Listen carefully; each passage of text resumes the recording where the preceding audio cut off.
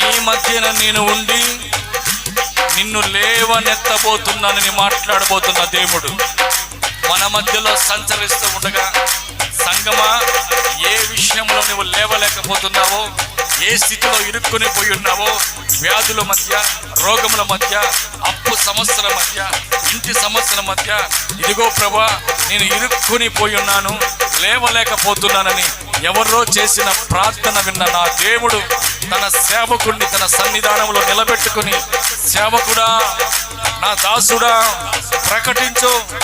సార్వత్రిక సంగమునకు ప్రకటించు, లేవలేని వారిని నేను లేపబోతున్నానని, లేవనెత్తబోతున్నానని, వాళ్ళ స్థితిలో నుండి, వాళ్ళ పరిస్థితుల నుండి, దిగజారిపోయిన స్థితి నుండి ఉన్నతమైన స్థితికి లేవనెత్తబోతున్నానని